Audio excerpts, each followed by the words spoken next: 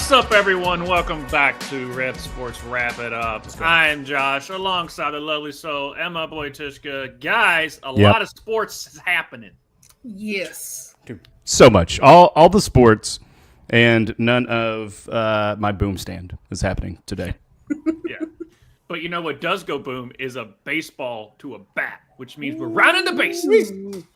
I like it. I like that transition. It's good. You're getting better. You're getting so good, bro. You're getting so good. I might make $1 one day off of this. Speaking about making dollars, the baseball players do make a lot of that, and the Reds are one game above 500, but they lost both their doubleheader games today, so that sucks. But so is the Red Sox. And so is the Orioles. Congratulations. Hey, guys. We're above 500. All three of our teams are above 500. Let's do it. Let's go. Yeah. Some other news. Max Myers of the Miami Marlins becomes the second pitcher of the MLB history to record 14-plus strikeouts and walk 0 batters in a start of 6 or few innings. The only other pitcher to do so is Randy Johnson in 2001. If you don't know who Randy Johnson is, he killed a bird. Murdered. Birdered. He birdered the bird. Yep. The bird is the word, and then he went 6 feet under. Yep. But yes, also him and King Griffey are both photographers now. It's kind of crazy. He's a photographer too. Shut the fuck up, dude. I'm not lying. Oh my god. He doesn't need like an extension, like a monopod or a tripod, because he's so fucking tall. What, 6'2", something stupid? Yeah. Yeah. How many pictures of birds has he taken? Oh, they're all just like flipping them off. I see what you did. That's his way of giving back to the bird community. Yeah. I took one of yours, but I'll immortalize the rest of you. That would be weird, though, that he's like known for murdering a bird when he's pitching, and now he becomes like, "What do you do in your spare time?" "I'll go bird watching." And they're like, "Really? That's what you're doing?" But anyway, Tommy Bird stalking. There you go. Tommy Pham of the Pittsburgh Pirates took a note out of Anthony Edwards' playbook and got a Game 1 suspension from the MLB for inappropriate actions towards fan. Let's see that. Yeah. Yep. That's what is he doing? I don't. Is he shaking dice? Yeah, he's shaking dice in a area you wouldn't shake dice, but that's what. I mean, I would shake dice like waist level. But I mean, Martini's shaking the martinis that low too. He could be doing that. Yeah, but maybe we already he was a bartender have in the past. Yeah, shaken not stood. But also, we have the catch of the year, and it's going to be hard to top it. Oh, bro, I don't even care that it's against my team. No, dude, I immediately may have done the first action. Backspin that he seems to normally have. Here's a drive to deep center. Whoop! Falls over. God, dude. Did he catch that ball? He caught that So ball. good. So good. And I love everybody else's reaction. They're like, you fucking kidding? We know you want a gold glove, and we know you're good, but quit showing off, would you? He fell, and he caught that ball. I mean, what's even better is the score there for the Red Sox. Yeah, right. You can get the best play, but we'll still win the game. It's like when the guy it's like when what was it? That was a famous where Chris Paul hit a shot and started barking at people, and he's down by 30. It's an infamous thing. It was in the playoffs. I own you, scoreboard. Yeah, scoreboard. But this guy has gone. Speaking about baseball and heckling and scoreboards and all that. This guy, I don't know his name, but I've seen him a lot of what he posts. But here's a little preview of how to heckle in Major League Baseball. Yes, sir. Bum. I bet you never released your inhibitions and felt the rain on your skin. You bum! The rest is still unwritten, Riley. I love he's like, I don't know what that means. Don't you disrespect? What's her name? Nobody knows. Nobody knows. Natasha Benningfield, sir. I bet you never had a pocket full of sunshine. You bum! Who wrote that song? Not me either. Couldn't tell you. That's not Missy Elliott. Who is it? Not Missy Elliott. David! Not Missy Elliott. I bet your milkshake brings all the boys to the yard. You stud! I mean, great at heckling. terrible at knowing who is the actual author of the song. I bet you never felt like a plastic bag drifting through the wind. They were a little premature on that God, one. that's Exactly. Trevor! I bet you don't like pina coladas or getting caught in the rain. You bum! Oh, you dropped your pocket, Trevor. Riley. Dropped your pocket, Trevor.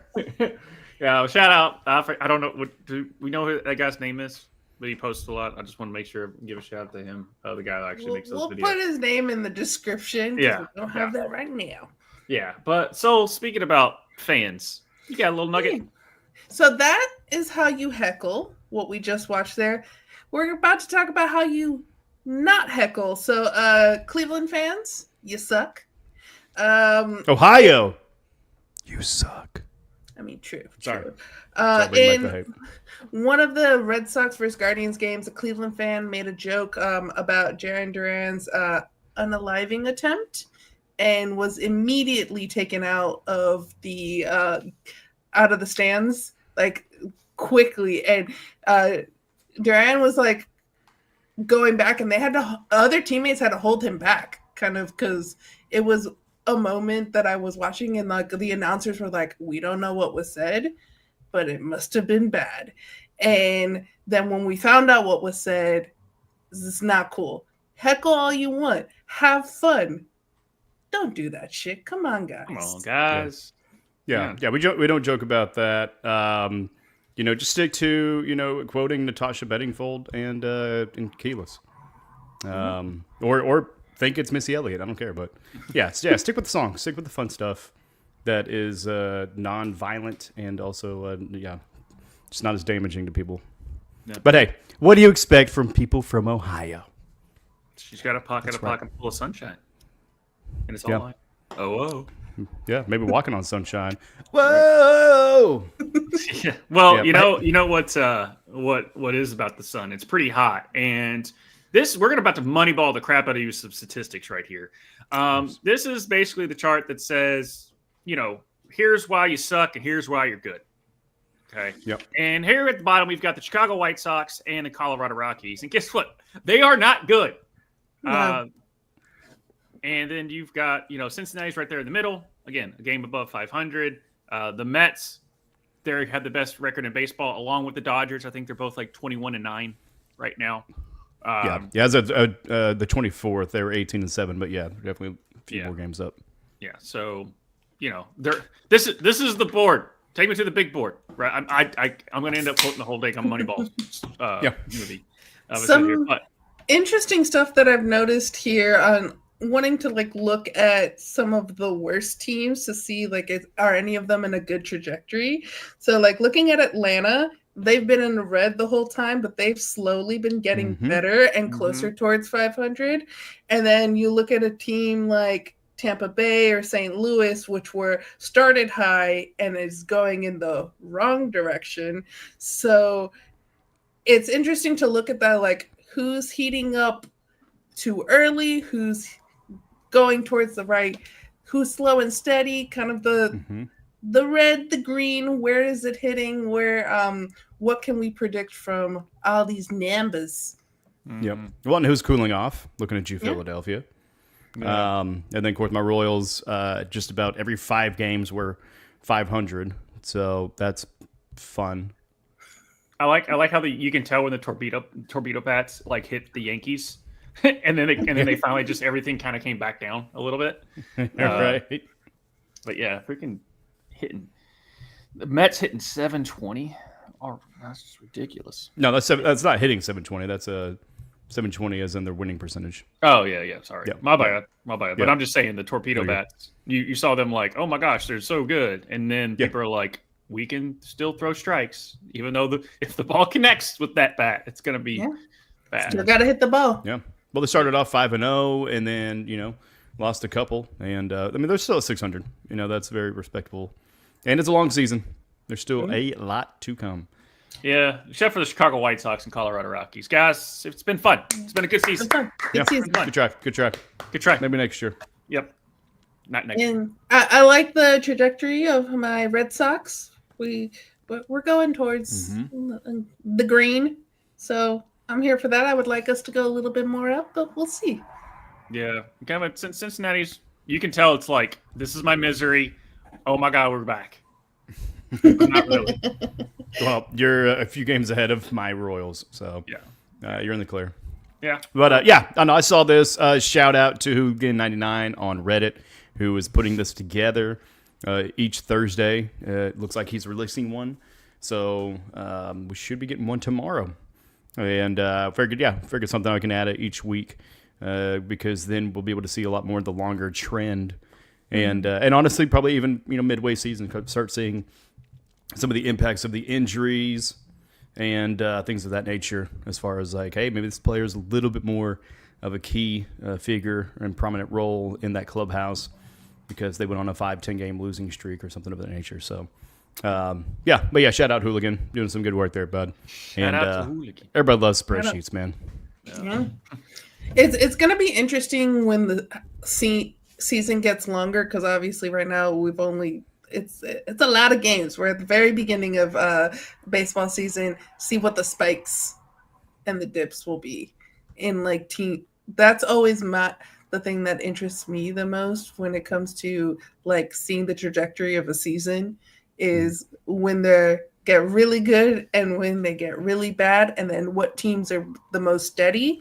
And if you look at the teams that are the most steady, those are the ones that go far in the playoffs. Yeah. Mm-hmm. Yep. Consistency. That's weird. That's a positive. I just want to make the playoffs. I just want to make it. Yeah. I'll wave at the playoffs as they go by. Yeah. Yep. Hi, wild card. Bye. At least you were alive when your team won the series. Yeah. Wasn't too long. About 10 years ago. Yep.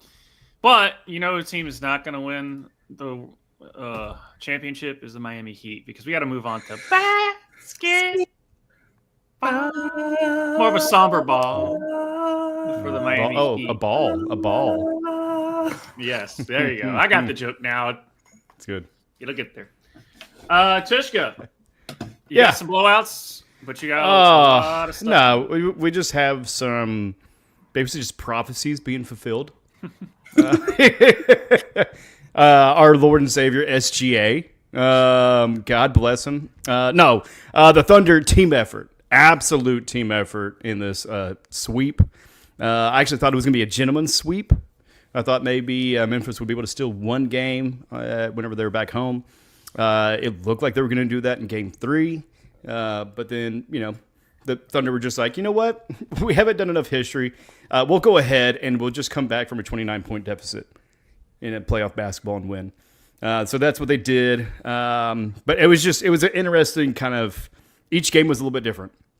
Of course, that's kind of almost like an obvious statement, but it was almost just like each was a little bit of a case study. The first game they won by 50 points, absolute blowout, phenomenal tone setter, and basically just an uppercut, not even a cheap shot, just a straight up uppercut to the jaw. The second one they won by 20 points, so in that 2-game span they had the second largest point differential with 70 points in 2 games.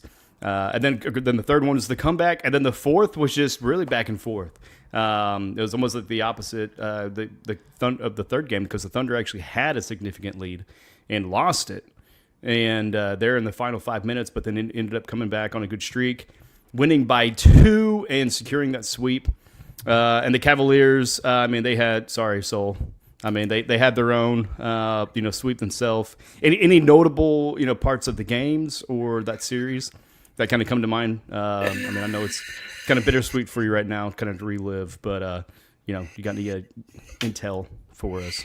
Well, what I would do is I would turn the games on, and then I would be like, nope, and then I'd turn on my Panthers. Yeah. So when we get to hockey, I'm much more happier there. That's not a bad palate cleanser. Not a bad palate cleanser.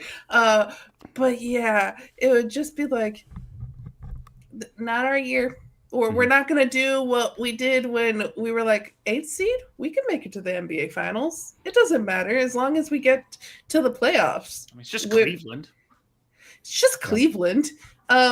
But shout out to my best friend. She's from Cleveland, Kalandra. If I have to lose to any team, I would want to lose to your team.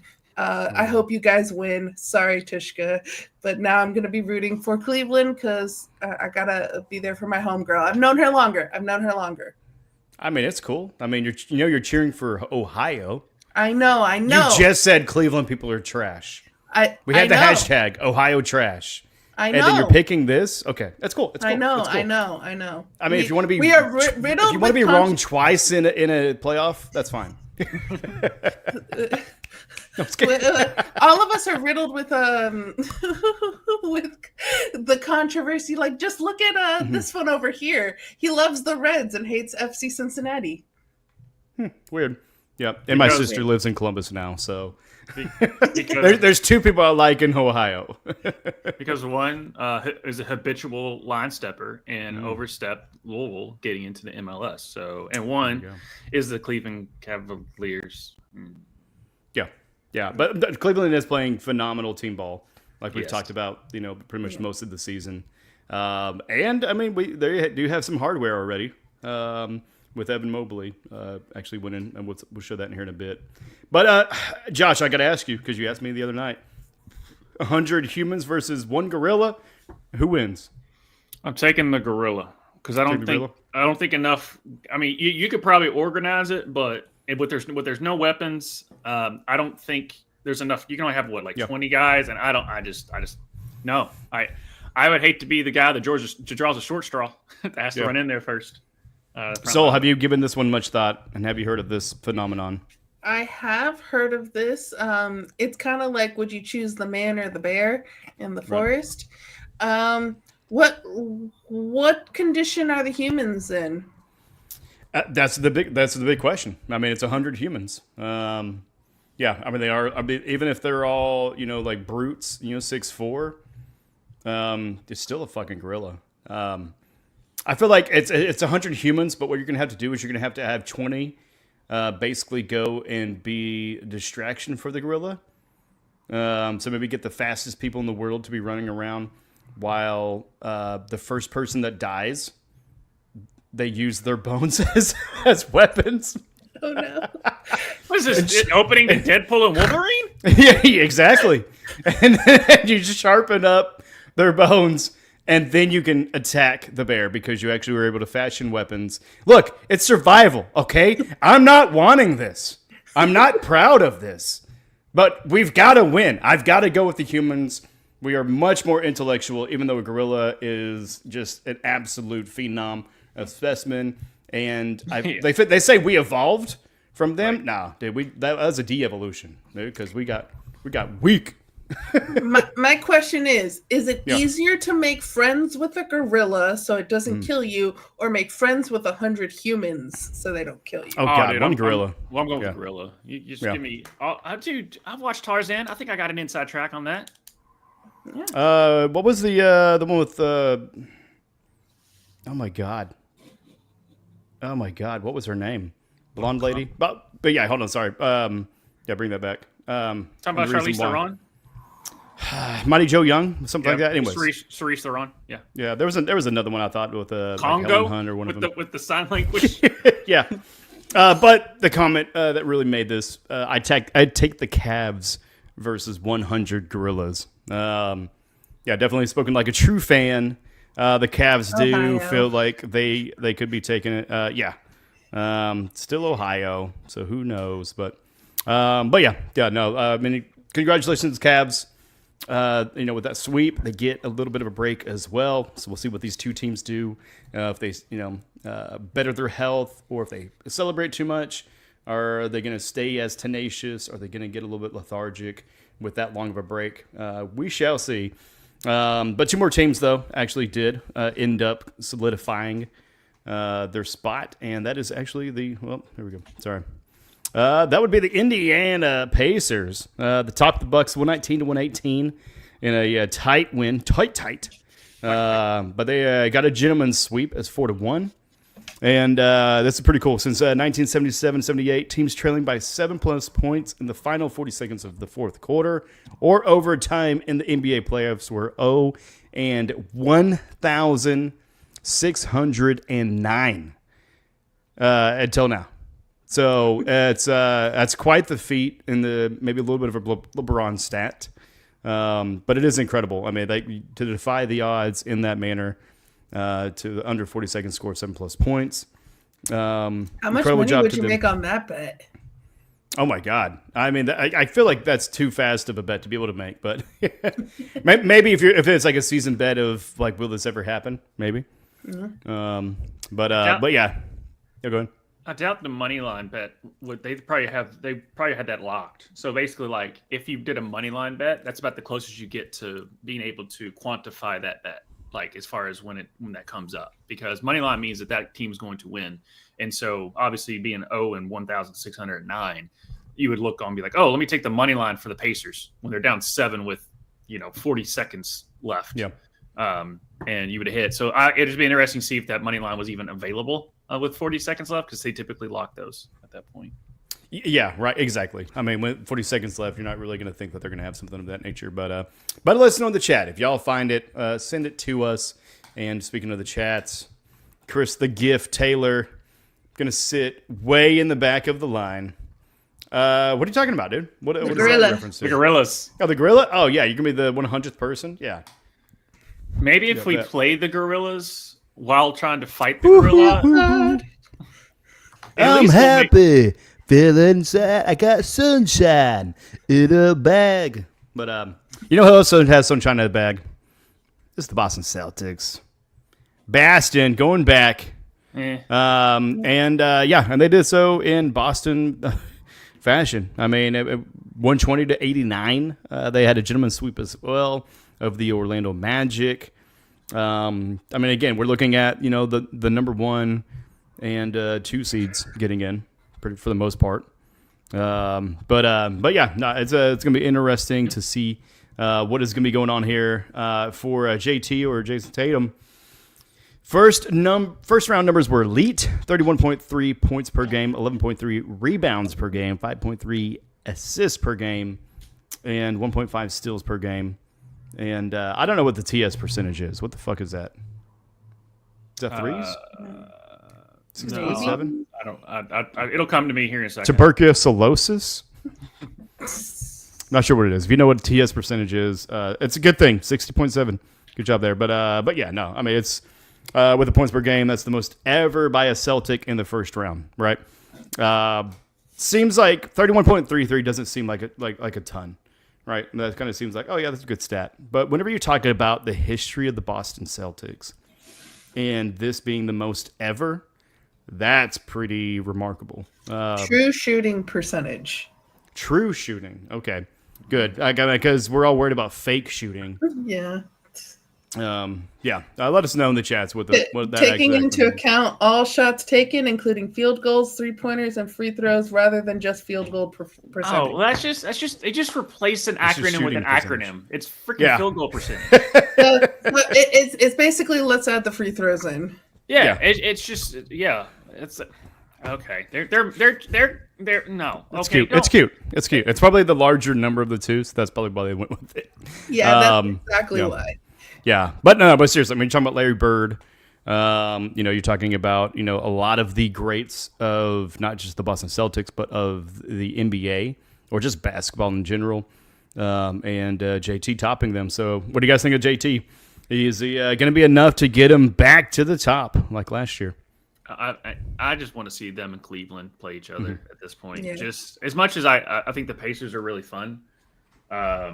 But I want to see the Cavs and Celtics play, because I think all roads to the championship obviously reside in Boston. But it's not like they're showing anything of them not getting back to the finals. And if the Thunder get there, then it's just going to be even better. But we just don't know, because there's a lot more NBA left. Plus, I mean, the fact that the Bucks traded away Drew Holiday, I still am wondering that till this day, how they let Drew Holiday go. Because once they got him, I was like, oh, that's a missing piece. They're going to win it. And I said that last year. And they won it. And guess what? They haven't lost a step. And then Porzingis is healthy. So if Porzingis is healthy, this team won without a healthy Porzingis. Like, he pushed through to win it last year. But they really didn't need Porzingis. and it's not like he's going to hurt the team. And some say that Jaylen Brown is the best player on the team. It's not even JT. So it's going to be interesting because Cleveland and Boston are like true. Like, yes, they have good players and all-stars. They don't have that, they don't have a Kevin Durant. They don't have a Steph Curry. They don't have a LeBron James or a Luka. Yes, Jason Tatum and Donovan Mitchell are at that level, but they're not a superstar in that sense. But this is why it's a team sport, guys, and not the big three crap, I think, is over. Yeah. I saw a video recently where it was talking about the statistics of the last 20 years of the NBA and what stat line that a team would need to win. And you're going to like this, Tushka. They actually were like, the only ones that really fit this stat line at the moment is OKC to win the championship. So it would be interesting if Boston is able to take over Cleveland, which they said, sorry, Cleveland, you don't have that stat line either. The battle against OKC, who apparently has that stat line. I have to find the video because I watched it. I was like, this is very interesting, very Moneyball-ish. As we getting a little Moneyball in this episode here. So that would be a really fun matchup to see OKC versus Celtics or OKC versus Cleveland. Either of those. I do think it's going to be OKC on the West. Yeah, and that's the question because who else is going to be coming from the West? It has not been decided since we've had 3 from the East. No. We've had nobody finish in the West. It does look very promising that the Golden State Warriors are going to upset the Rockets and get that spot. And the reason being is because Houston just took the game today, so they're at 3. So Golden State's at okay. So that game did finish before. Okay. There we go. So it's 3-2 right now, as far as the Rockets versus the Warriors, and I believe that will be in Houston. So they might have. Is that right? Or am I wrong on that? Game 5 it'll be Game 6. No, it'll be Game 6. There in with the Warriors because Game 7 is actually favored to the home, to the top rated seed. So Golden State could do it. They could do it. But we have seen weirder things, and weirder things are also there with the Lakers and Timberwolves. The Lakers being in number 3 spot, Timberwolves 6. The Timberwolves are in the lead. Their game starts here. It was about 40 minutes ago, so it should be going on right now over that TNT or HBO Max. Timberwolves are winning 59-53 at the start of the third. There we go. Thank you for that update. So Timberwolves could lock it in tonight. Yeah. Right. And then the other teams that are remaining, you got the Pistons versus the Knicks over there in the East. They play tomorrow night, 7:30, and the Knicks lead 3-2. And then going back to the West, the final team for that 4th and 5th spot to go against the Thunder is the Clippers versus the Nuggets. And Denver leads that one 3-2, and that game will be tomorrow night as well. Yeah. Any thoughts on these remaining 4 games? One of the craziest buzzer beaters. They looked forever at that. It took them 10 minutes, and you still can't tell. You still can't tell if it was good or not. You couldn't. So shout out to Aaron Gordon there, and Jokic just goes, "Someone will catch it," and they just chucked it. I do want it to be Jokic just because we've all year have had the Jokic versus SGA, who's going to be MVP. And so it'd be fun to see those two going against each other because we've talked about how Jokic is putting up numbers that are even crazier than the years that he's won MVP. But then is it going to be, we've given it to him so many times. Let's give it to SGA, who has also put up great numbers this year and would deservedly win MVP as well. Like both of them deserve it in my eyes. I would pick Jokic just because of like the absolute insane numbers that he's putting up. But that would be a fun match to watch. That's what I want. And so maybe because what I wanted when it came to the Heat Cavs didn't happen, maybe it can happen between Joker and SGA for me on the other side. I think that Cleveland Pacers game is going to go. Pacers series is going to go the length. I think it's going to be go Game 7. I think the Pacers are playing Pacers and because it's just just Miami had no business being out there. They really did. The battle of the Midwest is. So I'm going with it because I don't think whoever gets out of that series between the Knicks and the Pistons, I think it's going to be maybe a gentleman's sweep at worst. I think Boston might sweep either the Knicks or the Pistons, or gentleman's sweep. I don't think it's going to go very far there. Yes, OKC and Denver, give it to me yesterday. I want that series. Yeah. And it looks like there's a new sheriff in town as far as Anthony Edwards. With that, big dick sheriff too. Yeah. And if he's got to prove himself as being the new dude, I want to see him see him eliminate Steph. Mm-hmm. So, yeah, I like it, man. I like that. And so you talk about the awards as far as MVP. They did announce the finalists being SGA, Shai Gilgeous-Alexander, Nikola Jokic, and Giannis Antetokounmpo.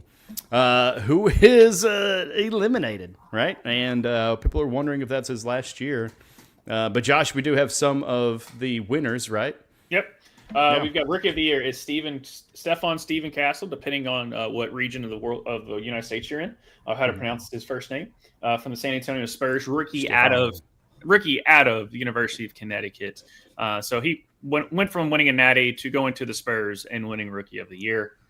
Defensive Player of the Year is Evan Mobley out of the Cleveland Cavaliers. The guy's from USC. He's been a solid player. They got a new coach. The new coach is much more defensive oriented, and obviously Mobley listened for that. But I really like Mobley's game. And then Most Improved Player, we probably already know it by now. And there you go for the finalists. It looks like it was Dyson Daniels. Is that correct? Or is that just what the finalists were? I haven't checked to see. No, Daniels is the winner. Okay, so Dyson Daniels did win for Most Improved Player for the Atlanta Hawks, but it doesn't matter. It's never going to improve the Hawks from getting into the play-in game and just not winning against the Heat. So it's just kind of a rinse and repeat. Doesn't matter how much you improve, you're still on the Hawks. You're going to lose the Heat in the play-in game. Just kind of it's going to happen. One thing that I noticed here is this tweet that Tishka put up here of the fact that Draymond Green was even a finalist for this award demonstrates a uniquely American phenom. You can basically say anything on a podcast. For example, when Draymond said, "I deserve to be Defensive Player of the Year," and some people will actually believe you no matter what. Yeah, I will take any moment to shit on Draymond Green because he's a good basketball player. He's played for a long time. He deserves his flowers, but he's an asshole. He's a fucking asshole. Hey, every team needs one. Oh yeah, no, he's definitely like their enforcer. Yeah. He's the one that has always started shit, but he's their goon. Yeah, he's the goon. He is the goon. And but yeah, no, I just always enjoyed kind of shitting on him. So thank you for catching that. I was like, maybe he's gonna go unnoticed. But you know what didn't go unnoticed? Well, actually, you know what did? Sorry, my apologies. You know what did go unnoticed? It was Cam Ward. The number one pick in the NFL draft. And nobody fucking talked about him the entire show. No. The reason why is because immediately after there was trades to get Travis Hunter. And then, of course, Shedeur Sanders was the whole situation that everybody was talking about the entire night. Who? I don't know who he is. Did they talk about him? They bring him up anytime? It's the first one. A couple of times, yeah.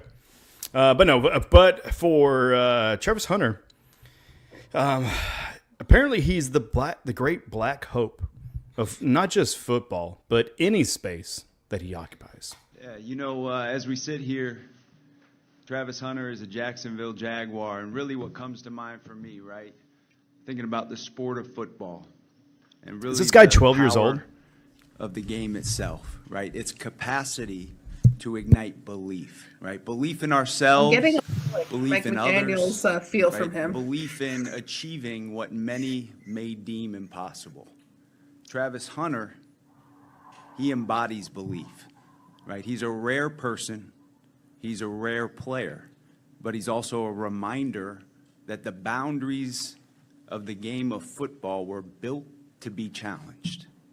And so the decision to select him was actually a statement a statement for how we plan to move, who we are, and we want him He's to hyping be him up, nothing man. more than him. Because when he is, he elevates the space around him.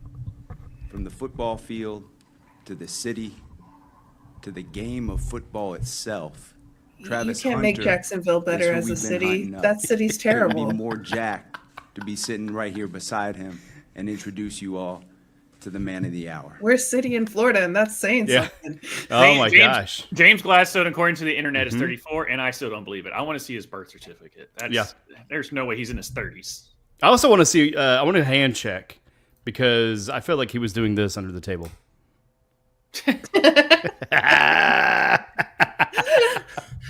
Hold on. Bring up that video real quick again. Just no. Don't play it. I just want to. No. The GM. I can't bring the video up without playing it, dude.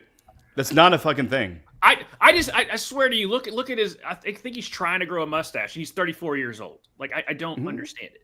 Oh, you're talking about James Gladstone? Yeah, as we sit here, Travis Hunter is a Jacksonville Jaguar, and really what comes to mind. Saying he's trying to right? grow a mustache? I Thinking swear about when the he gets a sport of close up to him, it football. looks like he's grown a mustache. And but I really could have the just seen power things. of the game. Yeah, I mean, look at that. Its Okay, bullshit. capacity. There's no way you're 34. That's a 5 o'clock shit. Hey, there's nothing wrong with having a shitty mustache. Okay? Not everybody has those genes to go, the greatest mustache in the world. Okay? Some of us have the anti. Some of us got a bike accident and have the anti-Hitler mustache. Yeah. Okay? But, All right? That's all I gotta say. I just had to bring that up. That's all I'm saying. I think I have more of a mustache than he does. This is more out of envy, and that's a great joke, Soul. Got me on that one, dude. I'm fucking dead. Yeah, it's just envy pretty much because I dead. want to do his job. Yeah, but no, I mean, glowing, praises for Travis Hunter, who, just from that speech, I mean, it feels like he might be a two-way player. Yeah, I mean, he was in college. That was the big question: is he gonna be more of a wide receiver? Is he gonna be more of a cornerback? How is he going to really juggle both of them? I mean, none of those have been answered yet. Yeah, but it's just like, okay, like what is it going to look like? So with that, he's going to change the space. He's going to revolutionize football, and I'm here for it. And if you want to know more about it and our thoughts, definitely check out Monday night's podcast. Whenever me and Josh, as well as the champ, Gift Taylor, that punk ass bitch. Did he show his face again? He did. He did. Oh wow! All I did was win a fantasy. That's the whole reason to watch that at all is to see the alien Gift Taylor. Exactly. And what we're talking about is the Monday Night's podcast of fantasy fuck around. But we're going to go on and stop fucking around because we got to get serious, guys, because the Raiders get another generational talent in Alshon Gentry. But it's just not going to matter. They're still not going to win because they're fucking Raiders. They can have all the best players. They still have a shitty organization. It's Vegas, but don't bet them black. How about that? You like that, M. Apples?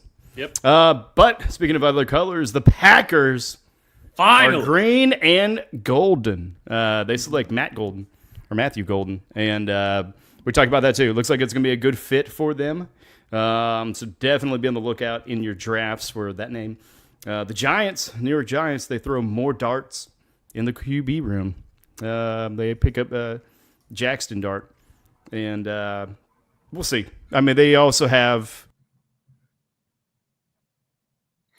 They also have Russell Wilson and Jameis Winston in that quarterback room. His Mike didn't like all his dad jokes. It's punishing him for all the dad jokes.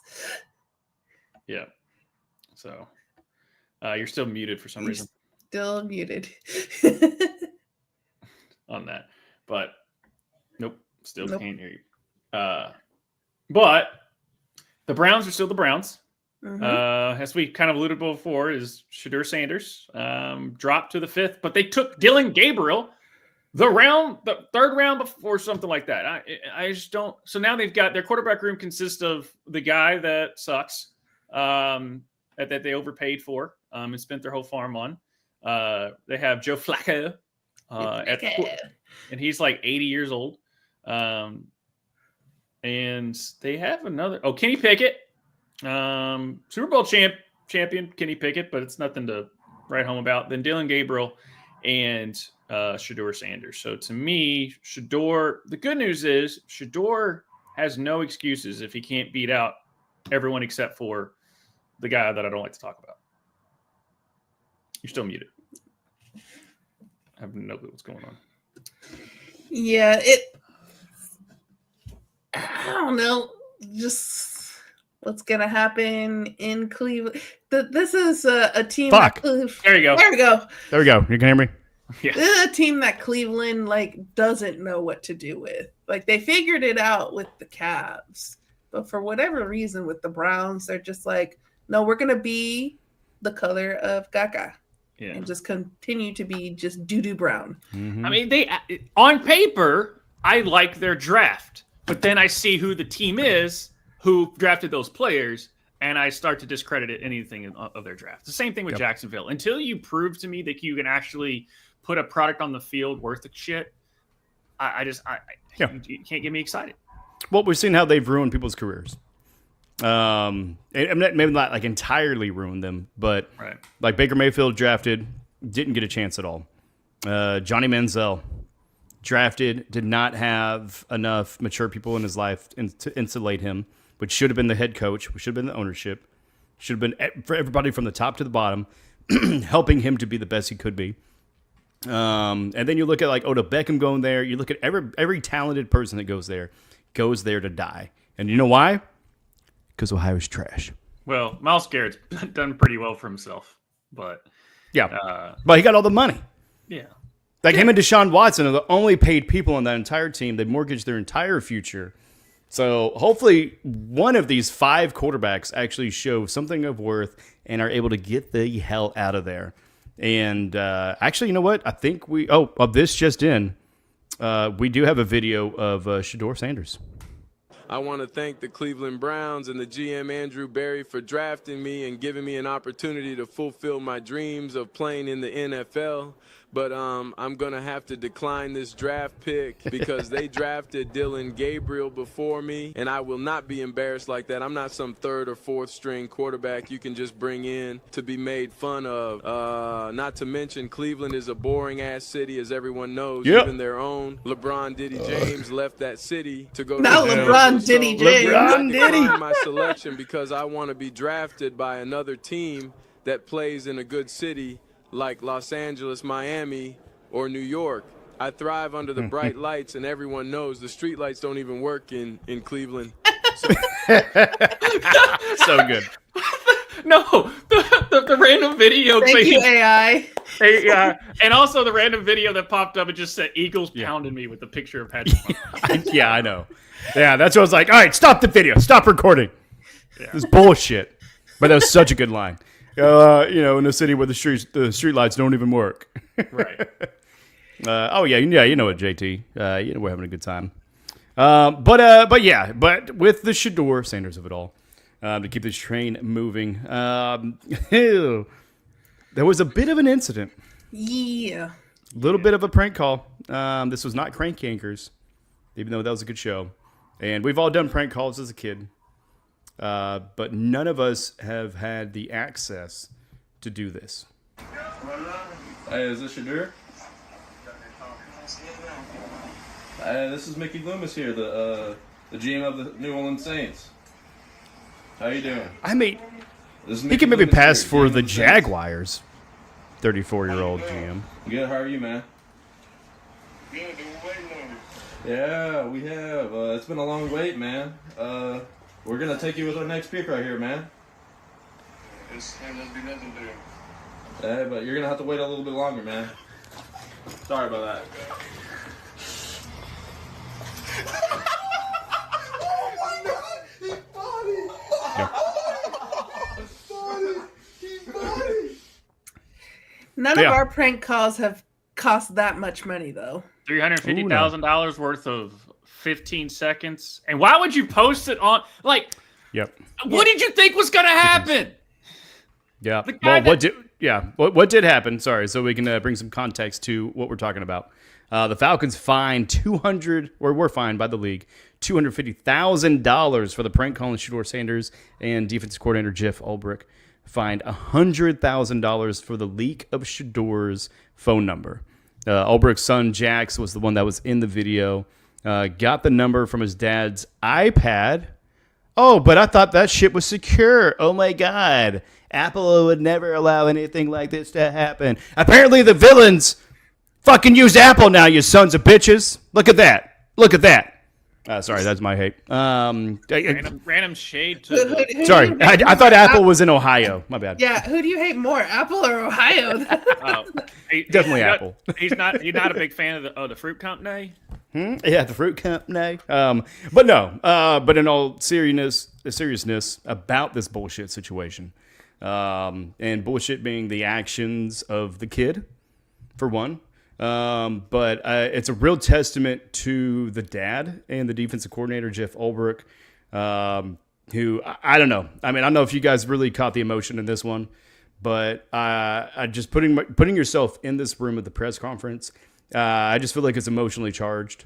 If you watch the full video on your own time, because his question and answer is actually pretty good, it may be on paper, feel like it's the right answer and it's kind of a scripted or kind of coached, but you could just kind of tell there's a lot of emotion in this. And imagine yourself being a father or just a parent to a kid who pulls this shit and embarrasses your entire family, embarrasses your organization, and really embarrasses, a prospect that is not, that is slipping and already having probably one of the worst days of their professional career. Yeah, Jeff, do an opening statement. Open up with a few questions. First of all, I'd like to publicly apologize to Shedeur and the Sanders family for what occurred. Second of all, I want to publicly apologize to Mr. Blaine, Terry Fontenot, Raheem Morris, and the entire Falcons organization. My actions of not protecting confidential data were inexcusable. My son's actions were absolutely inexcusable. And for that, we are both deeply sorry. The NFL has taken action, and I fully respect the punishment. We take full responsibility, my son and myself, and we will not be appealing the fine in any way. Going forward, I promise my son and I will work hard to demonstrate we are better than this. Again, I'm deeply sorry for our actions. Just think about this for a second. He was the interim coach for the Jets last year. Mm-hmm. I mean, he already went through that misery of having to here's a dumpster fire, congratulations. And then now unfortunately, for at least a good few years or so, and every time Shedeur Sanders is doing something on the field, he's always going to be associated with it in the wrong way. Mm-hmm. And that kid effed up. Why you posted online, I don't know. I don't even know how you obviously I don't have any full discretion, don't have any kids, but I wouldn't know how you would discipline him in that situation and make him pay that $100,000. I was going to say he's definitely going to be paying $100,000. You just lost your dad. That phone call and you tapping in, thinking it's a funny thing and posting online for a viral. Guess what? You went viral. Mm-hmm. What was it? But what did it cost you? You're not going on a trip with daddy's money. You're going to have to work hard to get that money for him to pay that fine, because that's what I would do. What I liked about his statement is that he took ownership. I personally don't think it's his fault at all. It's his son's fault, even though I understand the NFL giving a fine for not protecting confidential information. As someone who graduated with a degree in healthcare administration, HIPAA and confidential information and PPI and all of that stuff is very, very important. So I do believe that he deserved getting that fine, but I'm glad that he took ownership in it too. Like he said, my actions. He could have just put it all on his son, but he also said my actions. So to me, it felt genuine what he was saying in his apology there.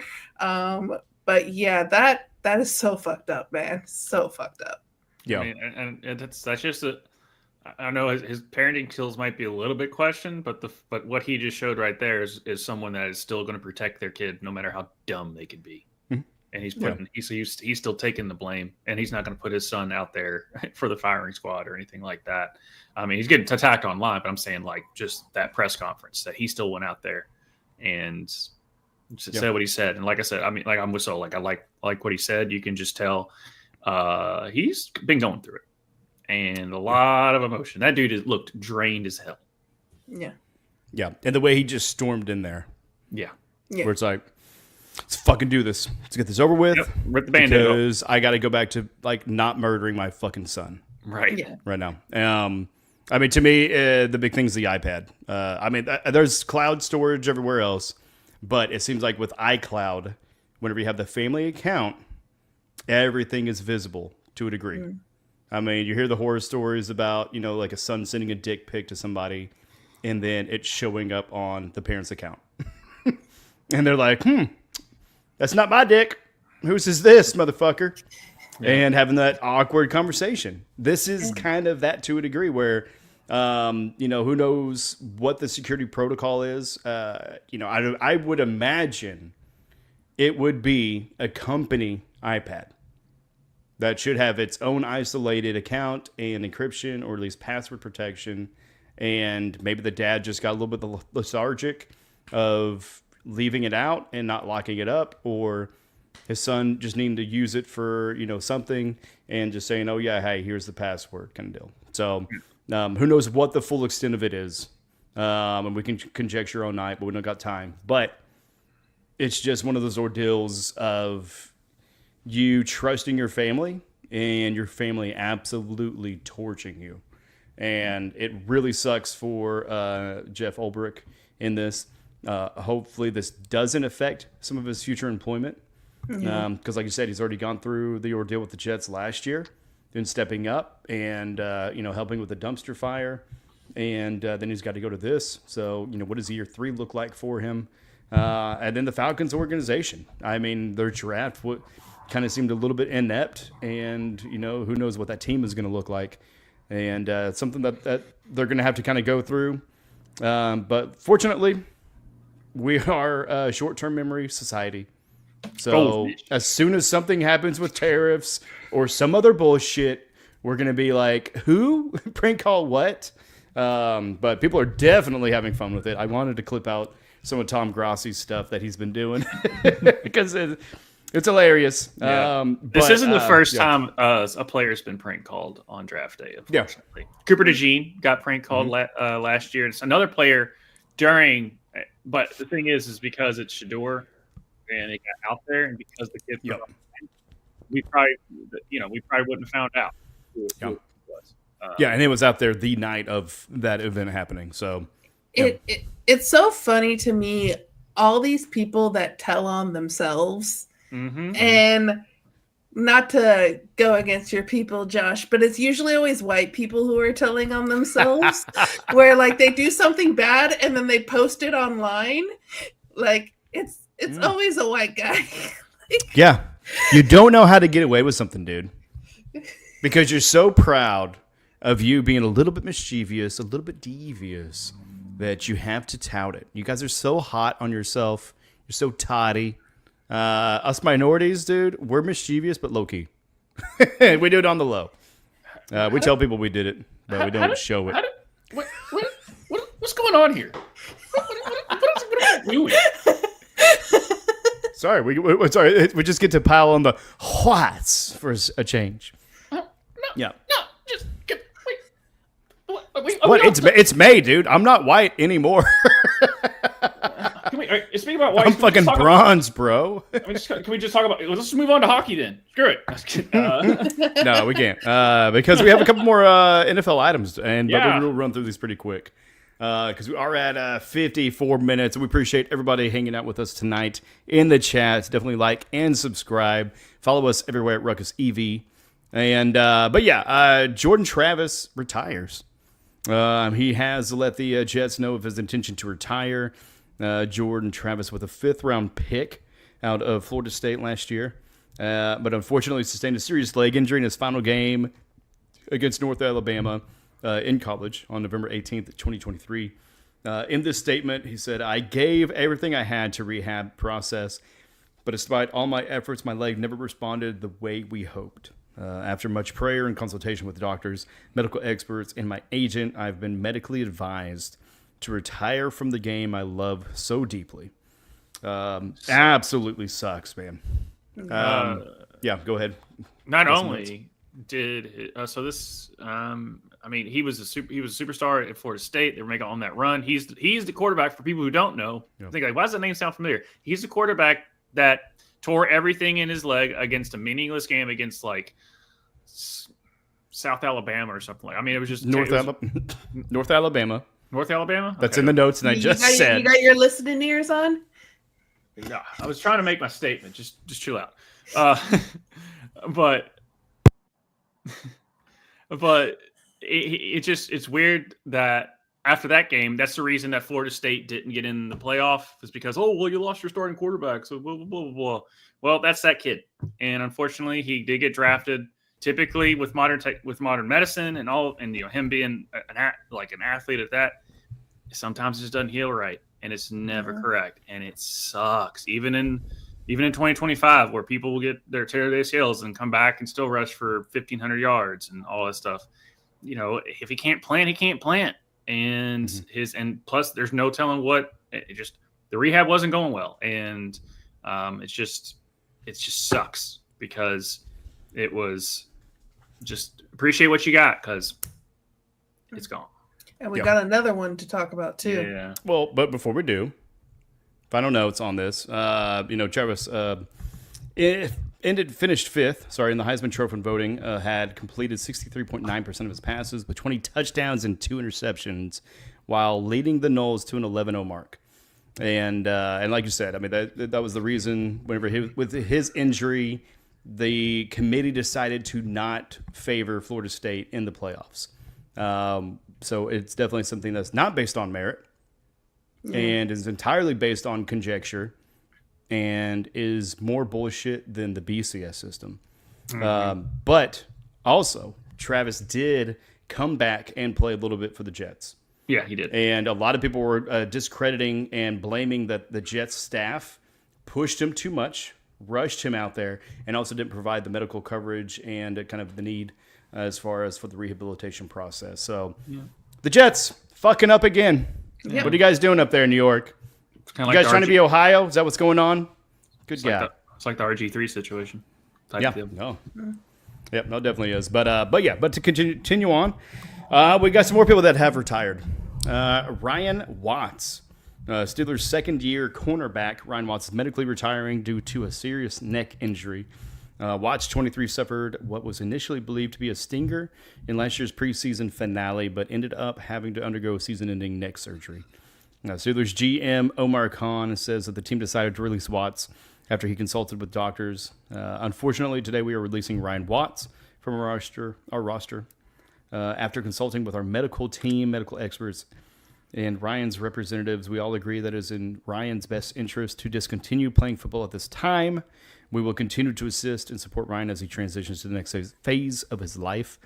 The Steelers selected Watts in the 6th round of the 2024 NFL Draft out of Texas. Any thoughts on Ryan Watts? Just sucks. Yeah. But apparently football is a physical game. Who knew? It's weird. Injuries do happen. I mean, you see other guys retire early for fears of CTEs or something like that. And, more and more you get to the point where guys, just certain dudes' bodies just don't heal the way everyone else's does. And it's just, you feel it's never right when an injury keeps you from your dream job, or you want to go out on your terms. You don't want an injury to be the reason why you go out. And unfortunately for Travis and Ryan, it's the injury that told him he can't play anymore, and not because he just wasn't able to or wasn't good enough, I would say. And what sucks even more is that it's so early on in their careers as well, where like a Chris Bosh he had to retire early because of his heart stuff, for medical reasons. But he got to win championships and he got to actually like play for a while. So when you see someone medically retire, but so early on in their career, that's even worse. Yeah. Well, it's and plus Bosch made a lot of money before Bosch he had to. did make a lot of money. Yeah. Where these Still making two, a lot of money. Guaranteed. To these two, to quote the Wu-Tang Clan, diversify your bonds, kids. Okay. Yeah, do that. But yeah, for any of these, I mean, big picture, you just gotta take care of yourself, and you've got to know when your limitations are. I mean, we had the conversation about this last year with Tua. Is it time for him to be medically retired? Right. I myself was medically discharged from the military because of skin cancer. So sometimes, man, I mean, you have these hopes and dreams, and your body and your genetics is just predispositioned to not be that. We love the Hollywood endings where they fight through it and they just keep going and they have the heart and the tenacity. But this is also real life. This isn't fucking Hollywood. And there is plenty of ways that you can provide a living as far as financially for your loved ones. And it's better that you are with your loved ones than to continue to push yourself and, either get crippled or have the CTE and have all these scares. So, so shout out to Jordan Travis, Ryan Watts, man. We're cheering for you in life, and and happy trails on your retirement from the NFL. And just don't go kicking and screaming. All right. Yeah, we got a few stories here in kicking and screaming. Talking a little bit about promotions, and Wrexham, as he's copying there for Wrexham won promotion again. For the third year in a row, Wrexham is going up. The lads are going up. Right. We sang it last week. We're singing it again. Wrexham started out in the 5th division of the pyramid when Ryan Reynolds and Rob McElhaney bought the club for $2.5 million. We got a nice little.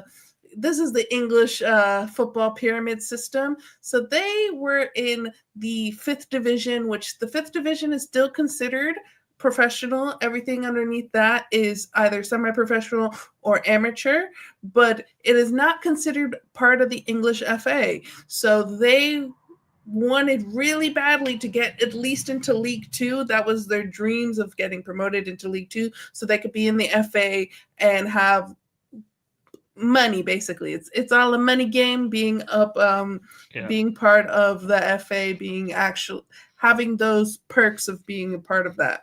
Whereas in the National League and below, you don't have those perks. In the 4 years since they've owned the team, Wrexham achieved a historic feat by winning 3 consecutive promotions in the English Football League, becoming the first team to do so since the league's inception in 1888. We've seen teams go from the National League to the Premier League before, but it's taken much longer than Wrexham. Wrexham's doing it at a very quick pace here. And we got some celebrating, which we don't got Tishka here to press the buttons, so I guess I'll press the buttons. Or he doesn't have the video. I got it. You got it? I'll get you here real quick, so. But with their promotion and yeah, look at this.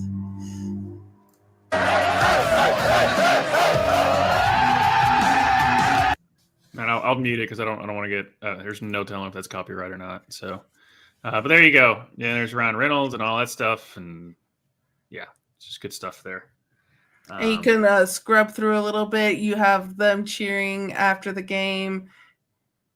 Let me get the. Nope, that's not it. Maybe that's it. Yeah, here we go. They dump. Yeah, it's soccer. Who gives a shit? There you go. It's not a real sport. It is. Well, as we have here, with their promotion and, as I say, Hollywood influence, Wrexham has generated a record amount of money for the club with $35 million in annual revenue. Again, they bought the team for 2.5. They're making 35 million a year, so that's nice. That's good. Yep. So my question for you guys, can they do the quote-unquote impossible and get to the Premier League next year and be the first team to just go 4 consecutive promotions? Do you think it could happen? Well, to quote Kevin Garnett and the Mighty Morphin Power Rangers movie, anything is possible. But it's going to be tough for them because they came in with their actor money and it's been working. Now it's getting to a different pool of wealth with these owners. That's the question. Is, you're going to have to make some more Deadpools if you want to get to the Premier League. You're going against the wealth of a nation with Saudi Arabia and Qatar. You're dealing with oil money now.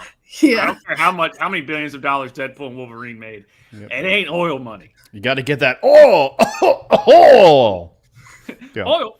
Yeah. But you're also opening yourself up to television contracts. Mm-hmm. They've been doing an incredible job with their series as far as the documentary that is bringing in revenue. And you got to believe that the Premier League is eating the shit out of this story. It's I don't think the fix is in, but there might be things that they in play that where they would kind of want them to do this because it's getting eyes on the sport to a demographic as far as the U.S. that maybe it's not necessarily numbers wise keen on it, right? Because football is still probably a minority sport as far as in America. Mm-hmm. And so Ryan Reynolds and Rob McElhenney are doing a good job and really bringing a lot of eyes to that, as all the players and the NWSL, everybody. I mean, it's on the rise, but this could be a little bit of that tipping point to where it kind of makes it a little bit more streamlined or mainstream, I should say. Not saying that they're going to fix it and rig it, but I don't know. Maybe the refs will turn a little bit of an eye a different direction. Like for some NHL teams, Sol. We'll get to that. We will get to that because that was a lick back. It was a lick back. A lick back. Okay. Sounds like a good time. But we're going to go into a little bit of a sadder story with promotion. The English club Wolves, they fail their women's team. Wolverhampton Wanderers women FC has been fighting for promotion to the English second tier of the championship all season and narrowly missed out, finishing in second place on the table. However, they realized after the fact that if they would have been top of the table, they wouldn't have been able to be promoted because the club never put in the application for promotion. Players have said that they feel that their campaign was all for nothing after learning that the club did not apply to compete in the second tier in anticipation of their possible promotion, despite meeting all of the criteria. In a statement posted on Twitter, midfielder Beth Merrick said, "Imagine fighting for promotion all season to find out our championship bid was never submitted. As a group, we are absolutely devastated to finish the season this way and believe it speaks volumes about the club's ambition for the women's team. Our players, staff, and fans deserve so much better. The staff have put in hours of dedication for a bid to never be submitted. It's not about money. It's about honesty and transparency." And then the conclusion people are coming to is that the only reason not to put in the application is that the front office didn't think they had a chance for promotion, which great not believing in your players there. People are calling for Wolves to be sanctioned by the English FA for the treatment of their women's team. What do you guys think about this? I thought you said you were going to say shanked there for a second. I was like, damn. They should be shanked as well. They should be shanked. They can't do paperwork. They should be shanked. Yeah. I mean, there's an ordeal of not doing paperwork and being inept. And then there's another aspect of just not even fighting for your team in the most basic fucking way. I mean, you're spending money on this organization anyways. Like, is this just a tax write-off for you? Is that why you don't want that to advance? But I don't know. That's pretty aggravating, and hopefully they get a documentary on Hulu as well. Yeah. Yeah, but yeah, no, it's that's just sad when you earn the right to do it, and it's just the organization being like, oh, didn't meant to mail that, man. didn't put the stamp in the right denomination. Yeah. Oh, you filled out the wrong form. This was supposed to be a 95A, not a 95B. Yeah. Fuck you, taxes. Yeah, this is just completely like devastating for these players. I hope that a lot of them decide to leave the organization because if you meet all the criteria, which you have to have enough points by a certain time in the season for the FA to go to you, oh, would you like to apply for promotion? And for them to be like, no, we're good. Like, and them being one game away. They were one game away from being promoted. So, like, and you don't believe in your players? Like, what does that say to them? Like, come on. Why do you even own a sports team if you don't even want to succeed? But they say Tax this write-off. I know they say these things about the owner of the White Sox and the Bulls, Jerry Reinsdorf, because it's basically like he just does enough to keep the teams. He won't ever sell them because he does enough to make a profit, but he's not going to overextend. Ever since they won 6 championships in the 90s and Michael Jordan was on his team, ever since then, I mean, they had a Derrick Rose year, and then Derrick Rose unfortunately tore everything in both legs. But he that was as close as they got. Now they just basically just are good enough to have people come out, watch games, be entertained. And that White Sox is a dumpster fire, but he's not going to spend money to fix it. So it's kind of the same thing here. Is like they just do enough to make some type of profit or whatever, and then there you go. So I don't understand it because the thing is like if I came into generational wealth, there's a thing of saying like you're not actually rich until you own a sports team. It's kind of the thing there. And the fact that like if this was their men's team, this would never happen on the men's side. No. And the fact that it's happening on the women's side, ugh. Yeah. It sounds like they're primed to have a new ownership. Yeah. Let's go. I mean, you got a lot of NFL players buying ownership in teams. I mean, we just saw celebrities getting involved in it. So, England and Europe, you keep fucking up. America's going to come take your teams, and we're going to win. We're going to promote. If he wasn't already involved with another organization, I'd say J.J. Watt, go do that. Yeah. He's dipping in tow, but he's already. I'm sure the Burnley women, he treats them much better. Yeah. But Tushka, yep. I think your team's doing pretty good, huh? Baby, yeah, we are. And I mean, the women may not be getting promoted, and even recognized for the English Club Wolves, but God dang it, these girls are. That's right. The KC Current are ranked number 6 in the world as far as the global power rankings, only behind Barcelona, Chelsea, Olympique Lyonnais, Arsenal, and Manchester City. All men's teams, I believe, right? Presumably. No, this is all women's. That's their women's side. It's all women's? Oh, well, fucking A. Well, we're still on the world stage. Oh, no, just go with that narrative. It sounds way better. I'm just saying, my girls are better than a lot of the men anyways, especially the American. the US especially the Sporting KC. God, everybody's better than Sporting KC right now.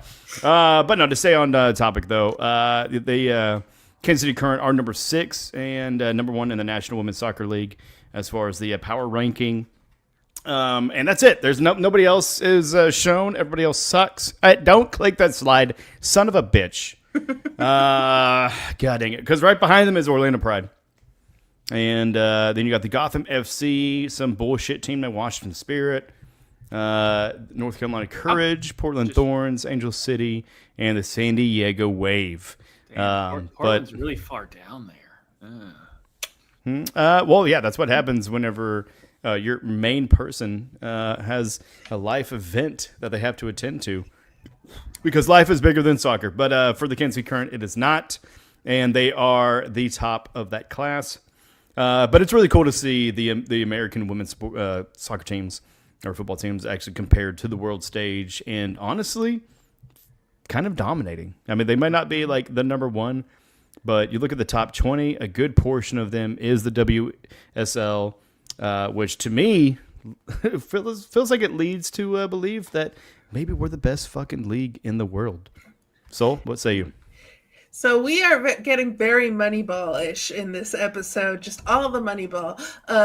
Yeah, people do argue that the NWSL is the best women's league in the world. They talk about the difference between being in a league where you have to compete every single weekend and against teams that are really good, or being in leagues like in England or in France or in Spain where you have like Barcelona is the head of that and everyone else kind of sucks. But then having Champions League where you get to play the best teams of the other countries as well. So like there's always that push and pull of what is better for your development, what it's like trouncing on all the minnows, but then every once in a while getting to play a good team, or playing like really competitive soccer every single week. So it's not surprising that we have that many NWSL teams on this list. But yeah, this is the we do good in the stats list. Hey, Excel spreadsheet championships. We're on it. That's an actual thing. They came up with it during COVID for having something to show on ESPN. Get the fuck off of our formulas, bro. Come on. Yeah. Shit. We are freaks in the sheets. Yeah. Yes. But yeah, no, the NWSL has been widely recognized as to be the most competitive league from top to bottom, because we do have 8 teams from the league that occupy Opta's top 20, while no other league has more than 4. It's weird. Go. Yep, it's crazy. But yeah, no, all this absolutely without love it. Trini Rodman and Sophie. I know, right? Just it's really not a good time for our fucking rivalry. Dude. I know, right? Just think of Beyblade. Freaking worried, better watch it. Well, you yeah, well, she's having a kid better than Trinity, you son of a bitch. Yeah. The fact that both of them are kind of out this season is like, how does that make you guys feel for your rivalry? It sucks. It fucking sucks. We don't. We're just screaming the whole time. We're not even kicking. We're just straight screaming because we're like, what am I doing with my hands here? Like, the whole point is the fact that Trinity versus Sophia. That's what this segment is basically. It's not kicking and screaming. It's Trinity versus Sophia. Yeah. Yeah. Well, and it really sucks because the Kansas City Current are just dominating everything. Yeah. Because they are the best. That shouldn't surprise. And I don't know. I mean, it just seems like I don't know, like teams with KC in them. OKC, Kansas City Chiefs, Kansas City Current. We're just winning this year, baby. We're just winning. Because all we do is win. And your Royals are over 500. Except when you play the... Yeah, baseball sucks, dude. I had to bring it up. Yeah, no, but you know what does not suck, though? Is hockey. Hockey playoffs, baby. God dang it, because it is playoff time, baby. And, oh my gosh. So, what do we got for the fine folks tonight? Oh, it's so good. It's so good. But the funniest thing is before today, so we do have some results that Josh will probably say because he's the one that will be like, oh, and tonight this happened. Yeah. But for today, he's on it. He's on it. He's nice like that. Very nice. All teams on one side of the bracket were tied 2-2. All teams on the other side of the bracket were 3-1. That is just very nice to look at. Like, and I wonder what the betting odds on that to have like things be exactly the same on one side of the bracket or not. Let us know in the chat what the betting odds for that is. But we're going to talk about my Florida Panthers for a little bit. Florida Panthers, they lead Tampa Bay Lightning 3-1. But actually, Josh, what do they do tonight? They kick their ass. So thank you for playing Tampa Bay. You're going home. Don't have to go very far, but you're going home. We won the state of Florida. Yes. So the Florida Panthers, they were up 4-3 going into to the start of third, and they end up winning 6-3 to eliminate the Tampa Bay Lightning, extending their chance to repeat as champions. So Marshy and Bob. There we go. There we go. But these games have been very chippy and several fights, which happens when you're playing a rivalry game. So we have Game 2, Panthers won 2-0. We had goals from Nate Schmidt and Sam Bennett. Bennett scoring on an empty net at the end of the game. And during a Tampa power play, Brandon Hagel knocked out our captain, Alexander Barkov, who ended up in the locker room for the rest of the game. And you have the announcer saying the whole game, like, Barkov is not on the bench. We haven't seen Barkov on the bench. And all of us were very worried that our captain would be injured for the rest of the playoffs. He seemed okay. He came back for Game 3, but that was worrying watching that game of them continuing saying, Barkov's not back on the bench yet. I was like, stop it. Stop saying that. It's like jinxing something at that point. Right. And to know how bad of a hit that this was, the refs gave Hagel a 5-minute penalty. Typically, when you get a penalty, it's 2 minutes. They gave him the harsh 5 minutes. 5 in a game, right? And we don't have the video for this, but this was the incident that led to a later incident that we do have a video for. But I just wanted to, let everyone know on that end. Oh, wait, what are you talking about? The Panthers being dirty rats? Okay. Nope. Okay. Marshy's on the team. Of course, they're going to muddy the ice. I mean, Marshy and Kachuk together. Yeah, The biggest rats in the league. Come on. Yeah, that's what they do. But Tampa, they did take Game 3, beating us 5-1. So they got one in. Congratulations, Tampa, for winning one of the games. Gentleman sweep. Thank you for playing. Thank you for playing. But we came back in Game 4 with Panthers winning 4-2, and this was a great game. And I'm excited to see the highlights of tonight to see if it was just as good as the game as Game 4, because Game 4 was real nice. We had goals from Anton Lundell, Aaron Ekblad, Seth Jones, and Carter Verhaeghe. And we had the Panthers scoring 2 goals 11 seconds apart to take the lead, with Tampa being in the lead for most of the game. And we do have the video for both of these goals. Let's watch. Sent to the line by Gensel, but kept in by Ekblad. Runs a little interference into Gensel. Sent toward the net. Rebound score! This time it's going to count for Ekblad. It's 2-2. Toe-to-toe or 2-2? Don't get on Josh's favorite announcer like that. Oh my God, I know, right? I was trying to think of something better. This is a No, this is ESPN's announcer, not the actual Florida. Oh, this wasn't your guy? This is Sean McDonough. Oh, so sad.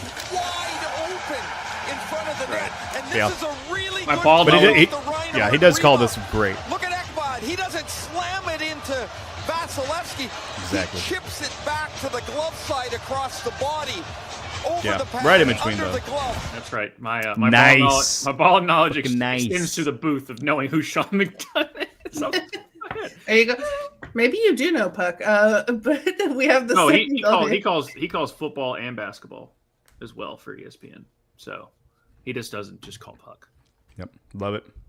But I'll take your compliment that I actually do know Puck. I mean, I'll take that every day. It's kind of my next goal. Okay. But did you know about the second score? By Jake Gensel, Aaron Ekblad has tied this game at 2. 5th career playoff goal. This place is alive. He has 118 career regular season goals. That's the franchise record. They score again off a Caramount in front. Unbelievable. Let's go, baby. Seth Jones apparently had They can't see me on screen, but I'm honking the horn. as he's the first to the bench for the celebration. In the second period, But Saul, this was like minutes apart, right? 11 seconds. What? Back to back. Ekblad and Jones Back This to back. shot goes off the skate of McDonough under the arm, off the pad, and trickles over the goal line as it just spins its way into the middle of the net. And 11 seconds is an eternity here in Tampa Bay. Yeah. Yeah. I can just see my dude being like, oh, and then next thing you know, there's the clear skies as that lightning dissipates, going home, or some cheesy ass shit. I need someone find what he said. I need to know what he said. Yeah. I think he dropped another F-bomb on the one that I saw. Yes. So, if anyone in the comments, it's my dude. We need to get him on the show. I want to interview that dude so bad. And we have Jeremy Miller here in the chat. He's saying Maple Leafs are slowly losing their series lead. And he also said Stars and Avalanche have been feisty. We sure have. We've got on this show that I said that Stars Avalanche is going to be probably my favorite series of the first round, and they are delivering. As far as the Maple Leafs, Josh is just happy about that. you were up 3-0, and now you're 3-2. I hope you choke so freaking bad. It would be hilarious. Please. Josh will just have to do the show by himself if that happens, because just the amount. I am going to troll them so bad. I'm going to mispronounce every single player because I don't know who they are. All I know is they still can't get past the first round since 1997, and it's awesome. There you Because see what that says back there? It says Cowboys. You know what the Cowboys have in common with is when it comes to NHL is because the Toronto Maple Leafs are exactly the same. We all have this fan base. We all think we're great, and we just never, ever achieve what we're supposed to achieve since we last did it in the 90s. Yeah. And so misery loves company. So therefore, Toronto, sit beside me as we grovel in misery. And I need Ottawa to do this. Josh also hates Canada. Yeah, well, we also need Josh to grow it, has mustache, so we can twirl it a little bit more. But also, I was... That statement was going to be golden until it unplugged. I mean, he was on fire. Did you see the heat coming off of that mic? And then it said no. His mic said we weren't ready for it. We weren't ready. No, we weren't. And it resets every time, too. He wasn't ready. I was the first one to say that the Stars Avalanche was going to be a banger. We covered it on the show, but tip of the cap to Tishka, hand up. We can all watch it. No, we both said that. But we also said that the Wild was going to be pretty wild as well with the Vegas Golden Knights to kind of keep this train moving, going from the top. I'm just going to take it from the Winnipeg Jets and the St. Louis Blues. They were tied 2-2. What we're talking about 3-2 now? Yeah, 3-2. Because all on one side of the bracket is 3-2, so they're 3-2. We got 3-2 Jets. Jets won 5-3 tonight. Yep. So 3-2 Jets. Gosh damn Jets. The gosh dang Jets, man, keep winning. Which them being the number one seed, you kind of think would happen. We just mentioned the Stars and the Avalanche. They are on 3-2 as well in favor of the Stars. Let's go, Dallas. But the Knights and the Wild, man. The Knights lead 3-2, but they've had to pull out the last two games in overtime. Mm-hmm. So now it's back at Minnesota, huh? Yeah, in hockey. A lot of hockey, and they're back at Minnesota tomorrow night, 7:30. Tune in because I feel like you're going to see a Minnesota Wild game, a Minnesota Wild win. Sorry, and we're going to be going on to Game 7. Because that one has been a pretty exciting one. But then seeing on that side of the bracket, let's go ahead and show that one. Wow. Because all on the left side is 3-2 right now. You also got the Toronto Maple Leafs. Sorry, Los Angeles Kings and the Edmonton Oilers 3-2. And that game is tomorrow night as well. So what do we got for the right side of the bracket? Toronto Maple Leafs 3-2. Like Josh said, they were up 3, and then they're slowly giving up their lead. Just do it one time. It feels a little bit like Golden State versus Cleveland there. Can LeBron do it? Then my Panthers, we're going on next. So let's get go. to wait for Toronto, Ottawa. We get to rest up a little bit and wait to see how that series ends up. Then we got the Washington Capitals 3-1, and Carolina Hurricanes. They also went through it. So Josh knows puck so far. Washington is actually facing the Hurricanes. They won tonight, eliminating Montreal. Crazy. American team beat the Canadian team in hockey. That's right. Maybe we should be more respectful during the fucking Pledge of Allegiance. I'm just kidding. We weren't the anthem. We weren't either. Boo. But I think it's the Caps year. Not only is it the Washington Capitals, but also Ottawa, which is the capital of Canada. So come on, all you Capitals. Come on, guys. I was about to be like, are you rooting for Ottawa over the Panthers if they go forward? But then I just need that capital city to do one thing for me. One thing. So we're about to fight. No, just like the fight in the Capitals versus Canadian game. Let's watch. Montreal Canadiens. Fucking go. One more time on a really great play by Hudson to Caulfield. And I think part about the fight that we're going to see is we got two players that play for the U.S. holding hands while watching the fight. We're going to see that in a little bit. Yeah, you got to point that part out. I did not see that while recording this. But dude, going into the bench, fucking awesome. Anderson and Wilson have gone into the Capitals. Set the tone. Set the tone. There are a lot of guys on the Shorzy, set the tone. When it zooms out, you're going to see two guys next to each other. They both play for the U.S. They're just holding hands. Players are trying to reach over. Evans is getting in, trying to see right there. Leonard and the linesman is on top of both of them. Well, hold on. Where? I wish there was a scroll button on this. Been lost here in it was on the bottom right. Bottom right? Okay. One for everybody's on the ice, and everyone has a dance partner right now. They've done a good job of keeping a lot of the excess players, only the ones that were immediately involved, out of the mix and more towards center ice. Bye. When you see a clearing of the bench, but it has words with Thompson through his glove, I believe, Adam on his way off the ice. They're like, and you too. What? Bunch of sore losers. What? Why? Those Canadians, eh? Yep. But yeah, I do love the just like, well, yeah, we're just going to stand here and watch. It was very reminiscent of DT and Caitlin Clark deciding not to get into the fight that Indiana and Phoenix were getting into. And they were just like in the background, just like, yeah, we're just going to watch.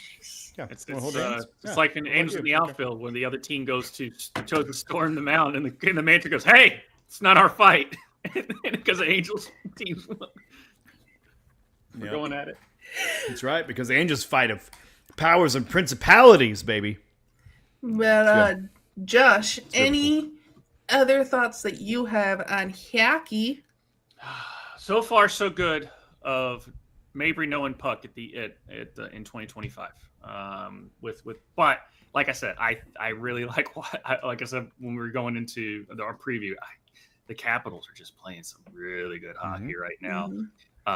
And I mean they were up. Did they beat them 4-1? I think they did. Yeah, they beat them 4-1. I mean, and everyone else is like going to at least 6 games that you're seeing. Washington was like, nah, we got Panthers. True, but that's good. I'll hand up. I was wrong on that one. But we can maybe he doesn't know puck. No, I'm just kidding. But yes, the Lakers, Justin. The Lakers are right now. The score is 97-91 with 2 minutes left on the clock. Minutos. Yeah, well, we still got plenty of time. Also, I mean, did we get our official NHL brackets in? I'm just saying. No. Because I'm sure I picked the whole right side proper. And the left side, I mean, it's still sounds like a whiskey. Right side proper. That sounds like a whiskey.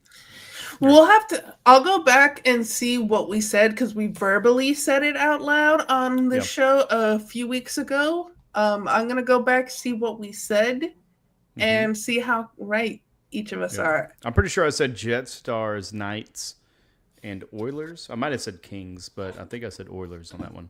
But I'm pretty sure we all were thinking Leafs, Panthers, Capitals, and Hurricanes. But. Yeah, I think I had the Caps, Knights, and Caps winning it. Nice.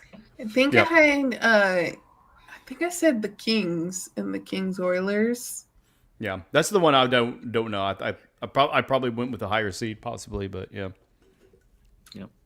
Yeah, that's all I've got on the Hooké. Yeah, let's go, man. Keep the fights up, baby. Yep. Keep them coming, because that's what we want. That's what we want. We want to set the tone.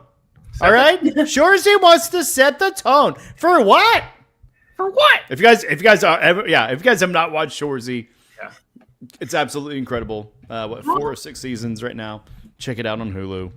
And if you have not seen Letterkenny, you are definitely missing out. Good. Letterkenny. Check out Letterkenny, because it is weird. I was just about to say that. So weird. So weird. We got the Sports Meme of the Week. Sports Meme of the Week. And we just can't stop dunking on Nico Harrison. Neither could the teams after he traded him. And to include on the dunking of Nico is the Merriam-Webster dictionary. They put out we did know that the letter E was important to the English language. We didn't quite know it to what level. So good. So thought on the dictionary, just deciding to dunk on someone, like, can the dictionary do this more? I would like to see more of it. If anyone can put together a string of words so eloquently, it's the dictionary. So I feel like they may have hired the person that was running Wendy's Twitter. Yes. Because that revitalized social media for restaurants and really just any corporate promotions. And it really turned it on its head to where it was, you can be fucking edgy. You can be a wise ass. And people are going to love it. Like, you don't have to be that proper, nice, fucking polite, like, corporate speak, where you just got to be safe. Like, you can be a little bit forward. And so, Merriam-Webster Dictionary, I have not picked you up in such a long time. Probably since 2008, when Google really became an actual thing. But applaud you, brother. Good job. Yep, well done. Tip my cap to you. Good job. All right, now it's your turn to step up the source. Yeah. I want to see what the fuck you're doing, you Encyclopedia Britannica son of a bitch. Right. Hey, Farmer's Almanac, step your game up. Let's go. And then we have grow us some crops and grow us some fucking tweets. Yeah, while you're giving us the weather report for the next year, could you please dunk on Nico? Please. Justin Turner here. 38 seconds left. Lakers down 8. It's over. Hey, no, bullshit. 40 seconds left. 7 down 7. Who won the game? It was the other team. It can happen. Now, they're 1 in 4,067 or whatever this stat was I don't have in front of me. But I think it was like 1,000. So you're saying there's a chance. 108. 1,609. Yeah. Oh, I was close. I was closer than Josh. Close. Way closer than Josh. I only know that because I was like, it's 69. 69. But Josh, where can the people find us? The people can find us tomorrow. Myself and Justin Toner will be breaking down everything in the world of wrestling. Shout out to Josh Kimmel, who joined us for our preview 2 weeks ago and is a big Tampa Bay Lightning fan. So sorry you ran into the Panthers on that. But Justin and I will be breaking down everything that is in the world of wrestling tomorrow night at 8 o'clock Central, 9 o'clock Eastern. And then on Monday, we're still trying to get down Friday. Sorry. Friday. I'm getting my dates. The day that ends in Y that's coming before Monday. Saturday. There you go. Sunday. Sol and I will be breaking down our REV book club, which is Mickey 7, they adapted that into a movie called Mickey 17 that released this year. We are still kind of mapping out exactly when we're going to go live. Probably going to be a little bit on the earlier side, but we will still be bringing you and breaking down that book. We'll let you know on the Discord. Yeah, we'll let you know in the Discord, because obviously our Discord link down below if you want to jump in and help us be a part of that book club, much less just everything that is Ruckus entertainment and variety. It is free. Links down below. Come and join us over there. And every Wednesday, you got us. Game Dudes will be back once we finally beat Divinity. And that is pretty much it for the Lakers. Game is finito. 103-96 is the finale. Minnesota moves on. Big dick energy is in the building. New sheriff in town. There you go. There you go. But I think we have a little moment of zen here. Another draft might be my favorite draft. It's pretty good to watch. Let's see. Another BDE.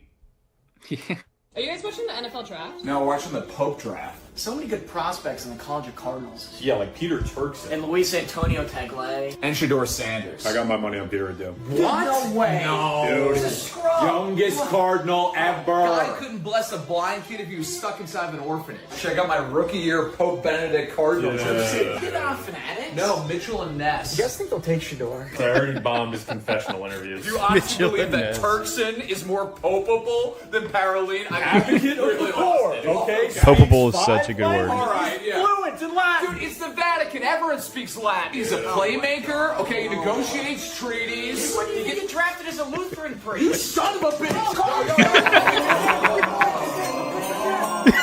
The first to pick in the Pope draft, the Vatican selects Shador Sanders. Hey, at least you got taken number one in the Pope draft. Dude, every fucking time that gets me. Yeah, shout out. Yeah, well done, gentlemen. Well done. So good, so good. Well done. Yeah.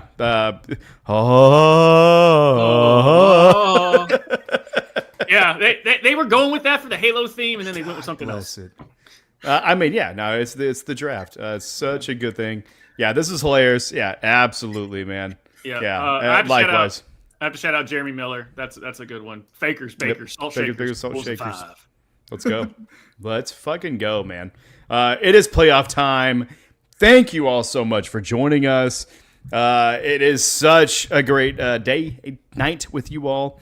Let's keep it going, man. Let's keep it going. Who do you guys have in your playoff brackets? Let us know. NHL, NBA. Who'd you like in the draft? Shout it out in the chat. Which Pope do you want next? Yeah, who are you picking in the Pope draft? Who picking in the Pope draft?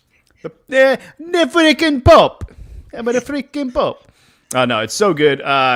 So, Josh, love y'all. Thank y'all so much. We're going to get the fuck out of here as soon as I can find the freaking song. Good Lord. Here we go. We're out of here. Peace!